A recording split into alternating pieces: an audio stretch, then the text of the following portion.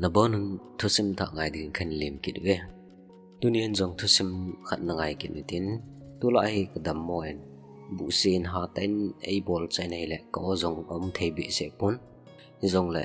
ai thei dan dan an sei diu hin tin leisit pumpia Mihem khut sim na sata ta hola ahin koite hin athopi zo asim do in anei do thei dem tin ani Mihem te hi agamin akite jingjingun Mihem chi na jong ani na khang tawin asang che jing ne hi agamin insong sang ta van chan phadi di tampi ekisagam tain chi hola jinga jong chun koya chu asang penin koya chu ahoi pen dem ti hi agama akite jing naw pen che hi tu chana hin Vannoiya Insong sang pen hi Dubai Burj Khalifa hi ahin ama hi fit sang ni le jasagi le som le sagia asang zo ne hi ahi le chi sanga sang zo khat sa do ding ti hi to ogon a jing le a chi pi jing lai wa hin tunia hi chi Vannoiya Insong sang pen hung hi ding JEDAH Tower thu hi them khat en sei di hi chi JEDAH Tower project hi 2013 kuma cho anaki panai tain Saudi Arabia gama Jeddah khopia ki sima hi ama hon atu pi pen wa hi le kichi ta Vannoiya Insong sang pen hi ding ti hi asan dan mong hi kilometer khat lam chana sang hi ding masanga Insong sang record anaki bol ho zo si jong abon cha kho khel dinga to gun anei wa hi chi Insong agong ding dan hin sima hin gong do tu hi architect min thang ma jing Adrian Smith le Gordon Gill ahilonin amani hin Insong sang dang tampi jong anagun jing sa ne hi chi JEDAH Tower hi Jeddah Economic City kulsonga ki sima hi Saudi Arabia gamsong hi Vannoiya gamzo sin ki veinamun lin ta le thupi ta anei theina dinga heido ding agu no hi a Insong hi them khat anaki sim ma sa hi tain atul lam amun ima ho su to a foundation le a floor ama salam them khat chan ho hi anasim do sa hi tan a hi le chi zo wachun itiham khana hin a project hi ahung nong kain phat shot pi hi a khongai kinun a zone in ananga tawe ne hi ti chun 2018 kumla vela chun JEDAH Tower na to chu ana khongai tawe chom khat set to kha loin ana tai ne hi chi aji hi thil tampi ding hi ana tong ho le contractor ho ka boina ho tivel agamin chi Insong sanga agel thopi le poimo asa zo dang aboi pi ji ham ahilol agam sumle paya atha samji ahilo jong le chi kisa ana sunga ne gu cha gu ho ji ti ho hi tampi dinga hi ahile hi ti 2018 a konin kum sagi lampi hi ana khongayon tu kum 2025 in chi JEDAH Tower Insong sa na hi ahung kitha pat kitai ne hi chin sa do na dinga hin su bulit ding to ding tham ding ho hi na sama ma jing ngap lelum ma jing dinga hin ima zo si abula ko na hin ban vet tup chi sel ngai kit ngai hi chi JEDAH Insong anaki sa pat ti lai jong chun pan na sa ta in na laun a foundation jong chu in kilometer khat lama sang ding po zo thei ding in phate chana ki simin alei noi lama chun song man tam le song tho za chom ho le nial hoi ta hal khomun a tho na thei chan ding in a simun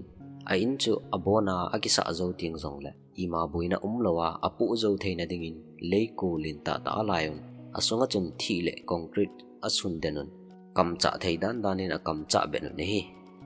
chi Insong ki sa patti lai thil ki bol dan le ki sim dan ho akuna hi JEDAH Tower hi lungial thu ta ania ki gonga ki sima hi ti jong mu the hi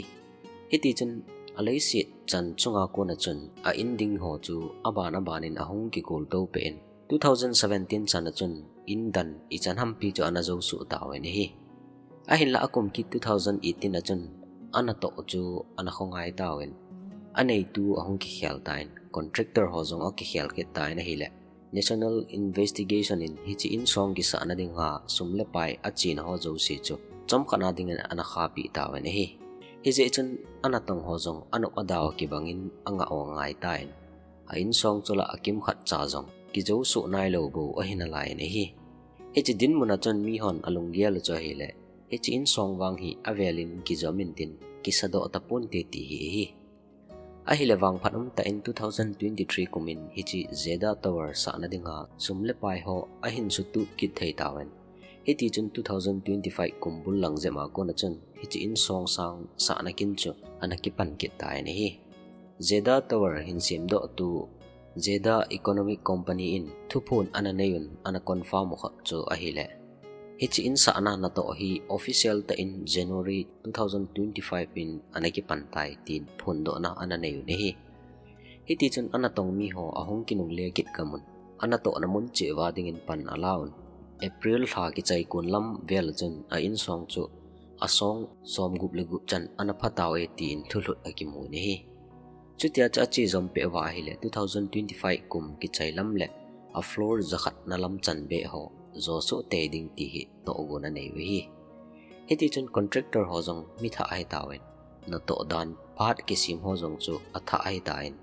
hi jong le ana to zo so na dinga ana tip na ma sat pau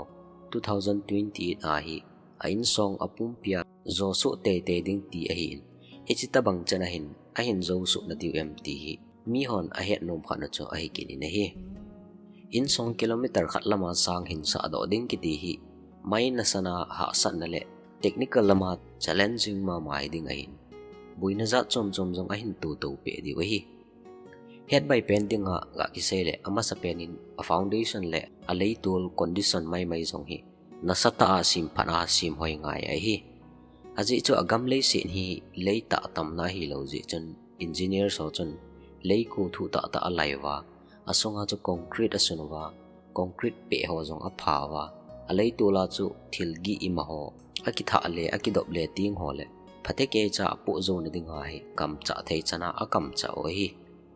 abana ha san na tu ki diu khat che hi le a in san dan le huinun dan hi hung hiding hin aje chu hi chana asan namun ho a hi hui jong atul lama sanga achi dan het ha sading abang le ha ta azot na lam ding ki he theilowa adei na lam lama nung ti ho jong ji hi je chan in ki sa chu a hlo mo be kha a hi le bailam cha huin amut lua amut mangjing thei ki de hi hicha kuna ven to na dinga chu Insong hin apart thum a hla tabang aneya hicha ho si chu alaya hi spire kitina a chu kisutu wa kisumat kiruwa hita chu a in chu asan chana a in chu nganiaw dewa hui ha ta hong hole thilgi ta ho jong apu zo thei dinga hi kisima hi a hi le abana hi chana sang mun ho a hi thi mai ho akimo man kina a hi le a thi chu gi valentine chuta le nisa hui le gole daya kuna hit hong ho chu ado zo lo ding hi kina hi hi je chun a Insong sang langa dinga thi hi hen lang concrete hi jong le amai mai ho sanga ha ta ki sim hoi chu mo ho bo aman kirwa hi abana hi chan ge in sang chunga mi ho elevator a buina imacha amlawa bitkeya hin pu to theina dinga jong hi cable system jong advance mama hongai ki dinga hin hi je chun hi china dinga hin hi chilama a hoi pen sky lobbies and pressure control cabins ki ti ho amang kinu ne hi abanin JEDAH nel di ho akon le tuipi panga konin huipi gopi le satna sata ta awjong ahin pulu ki thein hi cho zo si jong chu phate ke cha ave tup chit cheno hungai ki ding hi hia ding a chun man cha za chom thupi ta ho amangun advanced cooling system ho jong amangun hi hiti chun anato na wa chun buina atu na thei diu tampi au min a hin la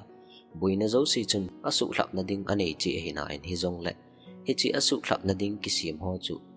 lungham ta angan se thei ta hi zo ding hinam ti hi gian lo thei lo khat che hi hi chi Insong hi amo san mai jong ai puin Saudi Arabia Vision 2030 adinga a plan lin loi khat jong ai hi cha ko na hi agam lei si na kun se hilawa amun muna na to na tha sim beding gam danga kona company lin ta ho hin puilut ding Insong hoi ta le thupi ta ho sim do bebea Vannoiya Insong sang pen khat jong sim do ding hitia cho Saudi Arabia gam hi katha ha nun ka khang tawun ahung hlung ding thil ho ading in jong kiging zo sa ka hita ve ti Vannoi mi pi het sa vet sa ding ati wa hi a hin la hilai hin buina ding om na lain aji chu insa na ding thil ima material so chu aphah chan amu thei ji povin thi le concrete man zong atam kinin ahite wanga chu thil im ho chu aphah cha zo su ngai kina hi JEDAH Tower hi Jeddah Economic City tha sim na dinga a main project chu hin summu na dinga chu sumjong a billion sa sim asu lut phat ngai dinga hi kumtam ta song hi a project hi anaki ngain anazom ta hiun hi je chun mi atam zo hin avela asim do but talo di wa hi anagin cha no hi hi zong la tun wang na to chu a hin pan ki tawen tu chunga hi boina ima umlo hila ban nei cha a hin sim chai do mong diu hinam ti mi hon aboi pi jingo khat chu a hi ki ta na hi he chi JEDAH Tower hi kol sela gam ha sala a thingphung ke ta banga hin akisa na aleile anoi lang hi nel dila hi ja hi a foundation jing jong thu ta le lin ta chele thau ta akisi mangain achung lang jing jong hui chi dan hete a hi ji lo jin na sata sim hoiwa thau ta sim te angai ni hi ji a chu a in song sa na dinga MANGCHA ding material so jing jong chu a hoi pen ho ki lenga galman cha hoi ta ki sim manga ama sim na dinga jong hi thlen chil na hoi ta ki ne ya hi Heze hin JEDAH Tower ki sa ana ako na hin Mihem chi na hin van san aphamong mong tai ti jong mu the hin JEDAH Tower sa ding hi masanga ipi hung hlung jong le kimai tu pi jeng ding ti lunggel ngai tu ne ya anaki bola hin phat chom khat ana khongai ta jong law tu hin maban kalbi asong be ki tawen azo na diu phan hi ga ki gal mu pha hi lai jong le apan la dan hawa ko na hin agam technology lama akhan tau dan le agam min phat a chan theina dinga akipum pi naw hi mi ho ve ton thei ta khat asu doi ne hi tu hin mi hon anga lel pe no le het nom pe no cha hi le JEDAH Tower hi akigon dan dong zuin 2028 kum le a hin sa zo momongun Vannoiya Insong sangpen title hi a hin gila dem ti hi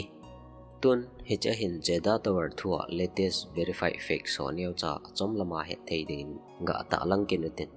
JEDAH Tower avela hung ki sa pat kin nahi January 2025 hin April tha chun floor som gup le gup chan na azo tawen August la avela chun som sagi lenga chan azo kinun 2025 kum ki chaya hi floor zakhat chan zoding ato gono hi ain sa zo na ding mong kum hi akitip khel puin 2020 mama zoding ato gono hi JEDAH Tower sa na ding momonga budget ki sim za na hile ti chu tua ahong ki tha pat a kuna budget ki sim ai lo le ahong ki kai zan hi $26 billion vel aling zo ne hi dunia ding in hi chan che in tin a China na ho zo si ko ma ka taw na nom che hi le kyang tula ka dam mo in ka dam thiang thei na ding in na taw na ba nei hin gel do un ti chu ka hin thu mai e video kina ki mukit ding in na bonun stay safe and stay blessed